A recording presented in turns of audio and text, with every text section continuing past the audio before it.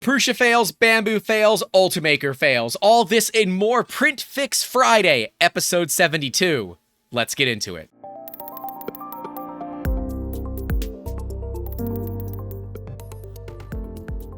Hey guys, welcome back to the channel, and if you are new here and you're struggling with 3D printer fails, make sure to leave a like and get subscribed. This is YouTube's longest print fail fix video series where we go through every single week taking a look at print failures and how to fix them. And if you want to submit your print fails for me to take a look at, you can do so by sliding into those DMs on all the social medias. Links are on the screen, as well as hitting us up via email, YouTube at 3dmusketeers.com. Be glad to help you out however we can. But we got a really interesting set of fails for you today from some of the biggest players in the game and some of the lesser players in the game. But it's important for us to look at both fails from hardcore machines and less than hardcore machines, because fixing print fails is not just unique to the printer itself. It's unique to the problem and how we end up solving them. So let's get into it after a word from our sponsor, 3D Musketeers. I'm not going to go on to my normal diatribe today. I just want to thank you guys for 10,000 subscribers. Without all of your support, we wouldn't be here. I don't really know what to say. It happened my time last night. It's currently Wednesday when I'm filming this video, but it happened Tuesday night.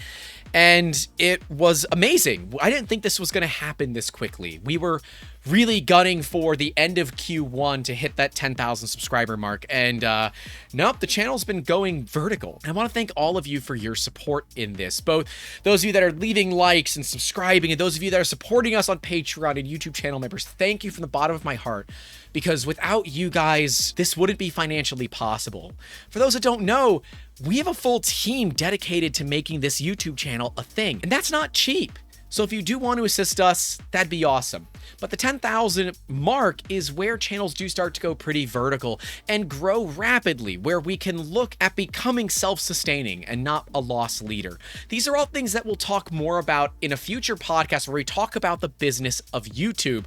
But I want to do that once the channel is 100% self-sustaining so that I don't get too far ahead of myself on it. But if you guys like that kind of thing, again, leave a like and get subscribed. But again, thank you all so much for your support. And thank you especially to our fans that support us financially and all the degens that hang out in that Discord server. $10 tier or higher gets you over there. And we have a really awesome group of people. We have really fun conversations. Today we had one all about Prusa versus Bambu. And if you want to be in those kind of conversations, you can do so. $10 tier or higher on Patreon or YouTube. We'd love to have you guys there. But anyways, let's get into our first fail. All about Ultimaker. First pass of bridging always droops badly. So this one is a pretty easy one, but let's take a look at what we've got going on, because the answer is actually right there in the picture. It's an Ultimaker S5, so pretty decent printer. Ultimaker Tough PLA, so it's a good brand of filament as well. First strand of a bridge always has very bad drooping, but the second strand is near perfect. Well, when you have bad bridging, it's normally one of two things: speed or cooling. And realistically, those two things are related. The slower your speed is, the better cooling that you have, because you have more time for those fans to cool down the filament itself. Makes a lot of sense to me. Doesn't make a lot of sense to you? Let me know in those comments. But we can see the interior perimeter looks like crap, but the exterior perimeter, perfect. So change your bridging settings. Likely inside of Cura, we have a setting that is overriding the bridging speed settings, or the bridging speed settings are set too high. And then it's just your exterior perimeter, which is just a percentage or a specific speed of your interior perimeters that is the exact right speed. At least in Prusa Slicer, it's a pretty easy thing to do, where you set your bridging speed and you also make sure that you have it checked for thin bridges or thick bridges, if that's your kind of thing. They're using Cura with experimental bridge settings enabled. They tried lower temps, lowering speed, and lowering flow rate. All seem to apply to the strands after the first, leaving the single strand drooping from what is otherwise a very decent bridge. We have a commenter saying that they think it's common to over-expect when it comes to bridging, but it's weird to see that line number 2 performs much better than line number 1. In those bridge settings, crank the fan speed up to 100 and slow the print speed down. They printed 75% normal and 100% on on bridges. With PLA, you always want to have your fan speed at 100%, which is the way it is here. They'd slowed it down to 5 millimeters per second from the default of 13, but saw no significant changes to the first strand. So that is interesting. And if you did slow it down that much, did it actually apply? The printer may not see it to be an overhanging perimeter and therefore not apply the overhang setting to it. In this case, I would definitely take a look at the underside of the model and see what it looks like. If Cura isn't seeing this to be a perimeter until the outside, well, then you've got your answer right there. The other option is throw some support on it. I know you don't want to do that, and bridging should be better, but you could also throw some support on it. I do believe that we are looking at a test model for bridging, so you probably don't want to support that because that removes the entire value of the test model for bridging. You're picking up what I'm putting down. But if you've tried lowering your speeds, you've tried adding cooling or as much as you can, and we know that Ultimakers can get pretty damn good cooling from the factory. There's nothing wrong with the way they cool the way that it is. So we definitely have a settings issue. I would look into Cura and see if there is some sort of bridging override and making sure that all of your perimeters are dealing with that bridging speed. Outside of that, yeah, you're going to have to support it, but I'm going to go with its software thing. We've got Cura opened up here so we can take a look. This is actually one of the profiles from the SV06 that I was using. And let's take a look at everything here and see what we can see. So once we look at enabling the bridge settings, we can look at everything else that goes on here. We've got all these different settings. This is kind of why Cura is a bit of a nah for me, because there's all this stuff that I don't honestly know what it does. And I know when you mouse over it, it tells you what it does, and it can be useful, but there's a certain limit to where you don't need this level of control. It's just a personal thing. And you know what? Let's go ahead and add the printer. So it's an Ultimaker S5. Let's take a look at what it says. Under the experimental settings, this is what it comes up with. We've got our coasting percentages, our wall speed, which is set to 30 from the factory, and we have our skin speed, which is also 30. So it should be okay. This is an interesting one for me. So then most likely, Cura is not seeing it to be a bridge and applying your real perimeter settings rather than your bridge settings. This would be something that I would look into. I know that Cura is not my big thing. I've said it before that I'm more of a Prusa slicer fanboy. It's just kind of the way that it is. When you have the slicers that you like, you stick with them, and those that know. But I would definitely think that some of these settings here have got to be about it. We can see that our bridge wall flow is at 100. You can look at lowering that, and that should give it a bit more of stretch to the actual filament itself and keep it from drooping. But if PLA is drooping that bad, I question if there's something else going on here. I think this is a bridging test model, but I couldn't easily find it. So I'm sorry, but I do believe that we've got something going on here with our bridge settings. Print messing at layer lines, belt falling off. Any idea what's causing this? Yes, you should have watched our Wednesday video all about belt tensioning. We'll card to it so you can take a look. We've got a belt tensioner that is, well, failed. It looks like it's gone a little limp on us, and I'm not here to judge what goes on in your life. It's an easy thing to tighten up. Trust me. But we've got another thing we need to be looking at is that it's actually fallen out of the extruder. So something to do for these printers is put the belt back in place, undo one bolt here and one bolt there, push it out by hand, basically as hard as you can, tighten one bolt, let it go, and then tighten the other bolt. And you might be over tightening it, but at this point is better than what you currently got. We definitely have a belt that's too loose. We have another issue though as well. Our extruder cable needs to be up on the Bowden tube. And if we don't have that, you run the risk of the part running into that bit of cabling, either causing issues by ripping cables out or skipping steps. So be careful about that as well. You definitely want to make sure that you cable manage your hot end and fan cables up on the Bowden tube as well. But get that belt tightened well, I think we'll be okay. My guess here is that we are also having this cable get in the way, and that might just be exacerbating the belt problem. but I'm not 100% sure. But we definitely got to take care of this belt tension issue. It's an Ender 3v1, so it is a pain in the butt to tension the belts. You got to kind of do what you got to do. I'm sure there are kits out there to help you, maybe even printable parts, but we have to get this printer running before we can make the upgrades to it, unless you happen to have another 3D printer available. Next up, some fails of my own. I have been using the Bambu Lab X1 Carbon for a little bit, as some of you might know. We actually unboxed it live and did our first prints live and had mixed results. We'll card to that video so you guys can take a look as well. This is some parts that we were doing for a client, and these are basically dead solid. The 4 parts you see here take up over 870 grams of printing material, and on a Bambu don't take very long to print, maybe about 16 hours versus almost 30 on a Prusa. So hey, can't hate that at all. What I can hate is this kind of stuff. Failed to pull out the filament from the extruder. Please check whether the nozzle is clogged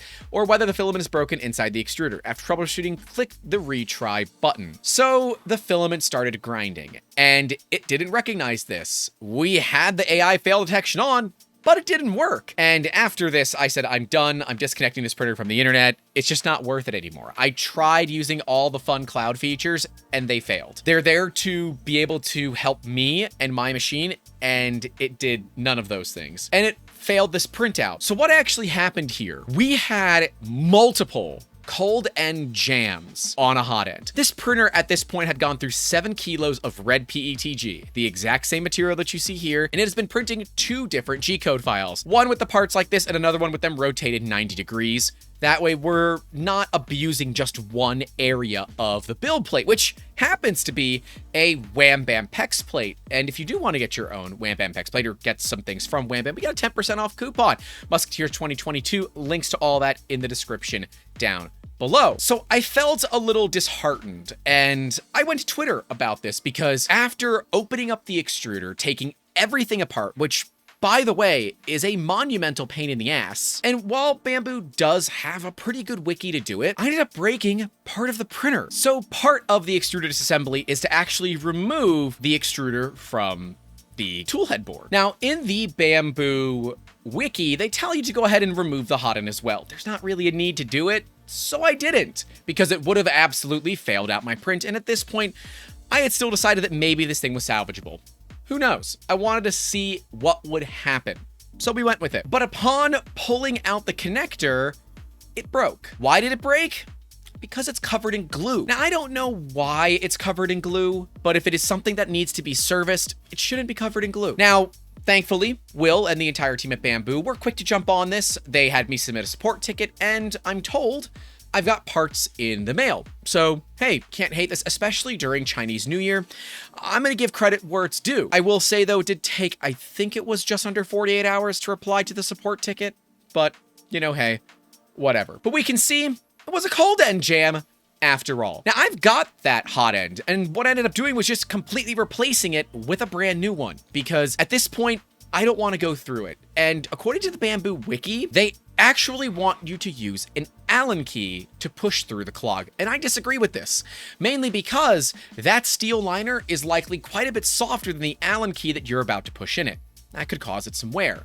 I prefer the torch method. We're going to try them both coming up here in a future video, so make sure you get subscribed if that is something that you want to see. But I did basically live tweet this entire process, and I was a little bit bummed. The pullout game is weak on the Bambu, unfortunately, and while I have gotten a pretty good understanding for the extruder, and I feel considerably more confident in working on it, this was not what I expected to have happen on a printer that is, what, less than 2 weeks old and has less than 10 kilos through it. I recognize that there are some inherent risks that are involved with a machine that is coming from a company that's only, what, 6 to 8 months old at this point. And otherwise, I've been reasonably happy with it. Reasonably, I've had some issues here and there, but this really rustled my jimmies because it failed 3 other prints for the exact same reason. This is filament that I then put into my Prusas, and it ran just fine without any issues at all, and across multiple kilograms on multiple batch numbers. And it's odd because the G-code is the same, so it's not like anything changed from print to print. So I don't know. Let me know what you guys think down in those comments below. I'd love to know your opinions on it. Moving on to more fails of my own, we've got the Sovol SV06 here.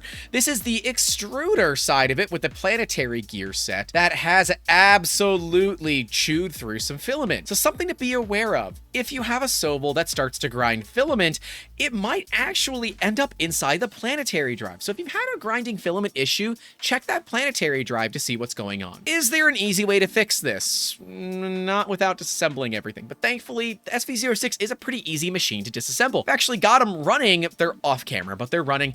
And other than these couple of small issues that I've had with it, it has been really impressive, the print quality from these machines for their price point.